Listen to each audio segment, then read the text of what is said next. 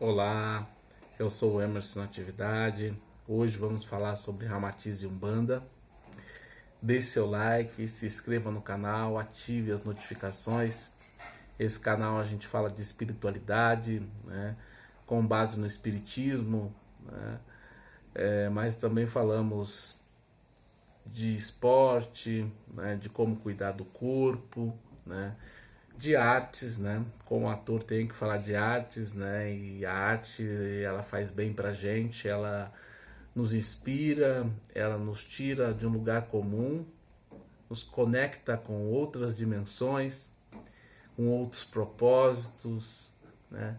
É, conecta com arquétipos que nós trazemos, né? Na nossa edumentária, né? E isso é extremamente enriquecedor enquanto ser humano, né? Então,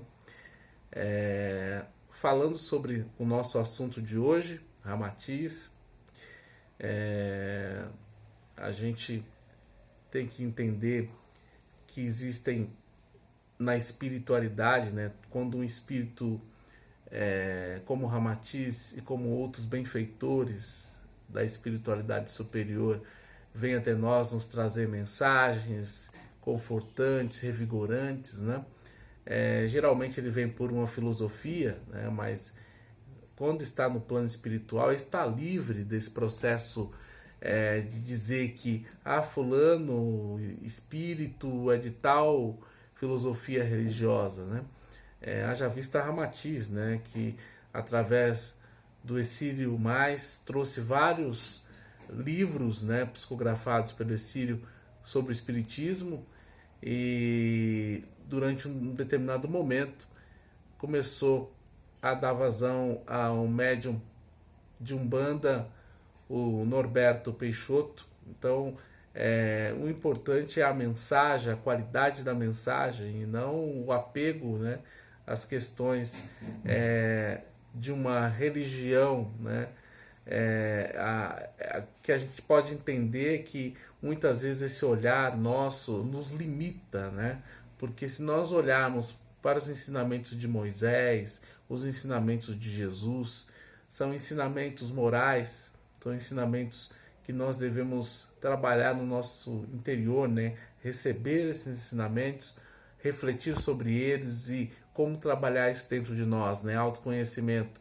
E eles não propagaram, não disseram assim, ó, vamos abrir uma sinagoga, vamos abrir uma igreja, né, ou qualquer outro tipo de situação religiosa, né? Isso de uma certa forma as filosofias, as igrejas foram se abrindo e foram propagando, né, dizendo aquilo que os seus pensamentos em relação a determinadas situações, né? Então, assim, começando, né, falando de Ramatiz, né, que foi Filon de Alexandria, né, foi contemporâneo de Jesus Cristo, né, é, sempre com muito conhecimento, né, enquanto esteve encarnado, e isso é demonstrado, né, essa visão oriental, né, de aspectos bem profundos, né, e libertos de qualquer tipo de situação de, como podemos dizer, dogmas, né, que na verdade Kardec nos deixou bem claro, né, quando codificou a doutrina espírita, que não existem dogmas e não existem rituais, né? Na Umbanda tem uma outra forma de ser e de pensar, né? E muita gente me pergunta, né, por que que Ramatiz falou que a Umbanda está propensa a ser a quarta revelação, né? Isso já foi falado em 2009, né? Quando, não por acaso, né, 15 de novembro de 2009, nós por ali iniciamos, né, o nosso trabalho no Grupo Amor e Caridade, né? E desde então nos foi falado, né, através de Ramatiz, eu recebi a mensagem, teve médios que recebeu através de Edgar Armon, teve um outro médico que recebeu através do Bezerra de Menezes, né? Os três, né, responsáveis, né, pela o início do trabalho do Grupo Amor e Caridade, né? E foi importante enfatizar a importância da base do Espiritismo, de aprofundar os ensinamentos que Kardec nos trouxe, né, para vir algo novo, né? E com certeza esse algo novo viria no Brasil, né? Não por acaso a Umbanda, nascida em 15 de novembro de 1908, né, pelo Zélio Fernandino de Moraes, né, médium, né, que numa reunião espírita em Niterói, Rio de Janeiro, né, ele é fluminense, né, nasceu no Rio, através do espírito das 7 encruzilhadas, trouxe, né, o processo de Umbanda, né? Então, através do espírito do caboclo das 7 encruzilhadas, dos pretos velhos, né, a Umbanda começou a se disseminar, né, e com uma vertente muito ligada aos orixás, né, então foi muito conectada ao candomblé, né, também filosofia religiosa brasileira, que também fala através dos orixás, né, lembrando sempre que a forma como se trabalha o orixá no candomblé brasileiro é diferente do candomblé africano, das práticas africanas, né? Na África se utiliza o culto ao orixá um por dia, né? A ser designado, né? Aqui no candomblé pode acontecer de ter um trabalho onde se trabalhe com Iemanjá, com Ogum, né? Yansan, ou seja, vários orixás. Então tem essa diferença que é bastante substancial para a gente entender as diferenças, né? Entender essa questão do culto do candomblé como uma filosofia religiosa brasileira ou afro-brasileira, né? A Umbanda ela também caminha dessa forma, né? Mas a gente percebe a Umbanda um pouco mais diversificada, porque ela também traz conhecimentos do hinduísmo, né? Então traz questões também práticas hindus, né? Então e tem também as questões de base dos estudos do espiritismo, principalmente relacionado à questão da mediunidade, né? Então se a gente for em 10 centros de Umbanda hoje, a gente vai encontrar 10 centros diferentes, né? Então naturalmente acredito eu que essa codificação que se espera que se tenha na Umbanda, que teve no Espiritismo, vai ser dada de uma outra forma, não é para isso. É para uma miscelânea de situações que já viveu a humanidade e que de uma certa forma tem que ser trabalhada na Umbanda, né? E com certeza, quando o Ramatiz disse que a Umbanda está propensa a ser a quarta revelação, num processo em que o Espiritismo já foi explorado no seu máximo, né? E com certeza a Umbanda de hoje não vai ser a Umbanda de 300 anos adiante, né? E possivelmente nós não, com certeza não estaremos nessa indumentária, estaremos em outro corpo, encarnado na Terra ou encarnado em outras pairagens, em outras moradas na casa de meu pai. Então o Ramatiz traz, elucida em livros falando sobre a Umbanda, né? Não é que ele mudou de religião, né? O espírito não muda de religião. O espírito ele tem o pensamento livre, né? Então a gente percebe que muitas vezes no início do século passado se tinha um preconceito no Brasil, quando se iniciou os centros espíritas, né? De que o preto velho vinha trazer uma mensagem de aconchego, né? De nortear o trabalho, né? Uma mensagem de luz, né? E não era vista com bons olhos. Ele dava a mesma mensagem num centro de Umbanda e tinha uma outra forma, de um outro olhar.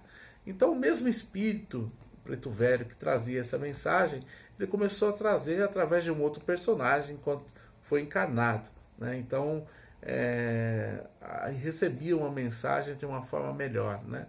Então a gente precisa começar, quando estudamos a espiritualidade, a ter o mínimo possível de pré-conceito, conceito pré-estabelecido de algo que não se conhece. A gente precisa conhecer e dizer se a gente gosta ou não gosta, e por que não gosta, né? A gente não pode cair, né, em armadilhas, né? E isso é muito perigoso, porque isso denota personalidades, tendências que nós temos, né? E isso vem de vidas passadas, né? A reencarnação está aí para nos mostrar, né? Então, tanto a Umbanda quanto o Espiritismo acreditam, né, e professam a reencarnação, assim como o hinduísmo e outras filosofias antigas, né? Então basta a gente estudar, a gente perceber, né, o quanto é importante a gente ampliar horizontes, entendendo que nós somos o personagem do momento, né? Eu sou o Emerson, né? E em outro momento posso estar em outro corpo, né? Em uma outra indumentária, né? Então é que possamos estar abertos. E o espírito, quando ele está na espiritualidade, ele vai trazer mensagens de orientação a vários grupos que buscam fazer o bem, o amor e a caridade, sempre em cima dos ensinamentos de Jesus Cristo, da melhor forma possível, né? E há quem diga que a Umbanda, para ela não se perder em vários caminhos, né, foi primordial, né, que o Ramatiz trouxesse a boa nova, trouxesse mensagem de orientação para a Umbanda caminhar da melhor forma possível, né? Nós sabemos o quanto é importante os norteamentos, principalmente falando do Grupo Amor e Caridade, no que diz respeito àquilo que Ramatiz nos trouxe, né? E o quanto é importante falar de Ramatiz quando se fala no Grupo Amor e Caridade, né? E sempre enfatizando que nós deveríamos ter sempre como base o Espiritismo, né? Então, e aberto às conexões com outras filosofias, no caso a Umbanda, no caso as filosofias orientais, e de uma certa forma nós estudamos um pouco de cada uma delas, das principais, logicamente, porque tem muitas filosofias religiosas espalhadas pelo orbe terrestre. Então que a gente possa perceber, eu não me lembro agora se era numa Gíria de Redenção, ou se é num livro específico onde ele fala do Espiritismo, ou fala da Umbanda, onde Ramatiz enfatiza a quarta revelação. Mas por mensagem ele nos disse, a partir de 2009, no Grupo Amor e Caridade, sobre a importância de ambas as filosofias religiosas, e não por acaso a Umbanda nasceu no Brasil. E coincidências ou não, eu sempre falo que não acredito em coincidências e sim encontro marcado. A Umbanda nasceu no dia 15 de novembro de 1908 e o Grupo Amor e Caridade nasceu no dia 15 de novembro de 2009. Fique aí com suas próprias conclusões. Eles enfatizaram que nós devemos sempre esgotar os ensinamentos e os conhecimentos de Jesus Cristo no Espiritismo. A partir daí surgiu um novo conhecimento. E o Grupo Amor e Caridade, através dos ensinamentos do Espiritismo, traz uma nova roupagem, uma roupagem mais universalista, vertical, né?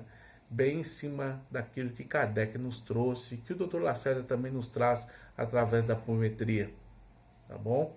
Qualquer dúvida, qualquer situação, estou à disposição. Deixe aí nos comentários, tá? Deixe seu like, se inscreva no canal, ative as notificações. Gratidão. Evoé.